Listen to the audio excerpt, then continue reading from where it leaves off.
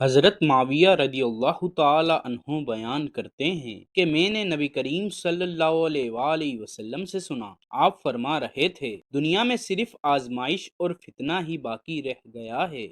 حضرت ابو ہریرہ رضی اللہ تعالی عنہ سے روایت ہے کہ رسول اللہ صلی اللہ علیہ وآلہ وسلم نے فرمایا، ان قریب لوگوں پر دھوکے سے بھرپور سال آئیں گے، ان میں جھوٹے کو سچا سمجھا جائے گا اور سچے کو جھوٹا کہا جائے گا، بد دیانت کو امانت دار سمجھا جائے گا اور دیانت دار کو بد دیانت دار کہا جائے گا، اور روبیزہ باتیں کریں گے۔ کہا گیا روبیزہ کا مطلب کیا ہے؟ آپ نے فرمایا حقیر آدمی عوام کے معاملات میں رائے دے گا۔ حضرت ابو ہریرہ رضی اللہ تعالی عنہ سے روایت ہے، رسول اللہ صلی اللہ علیہ وآلہ وسلم نے فرمایا، قسم ہے اس ذات کی جس کے ہاتھ میں میری جان ہے، دنیا ختم نہیں ہوگی حتیٰ کہ یہ نوبت آ جائے گی کہ آدمی کسی قبر کے پاس سے گزرے گا تو اس پر گر پڑے گا اور کہے گا،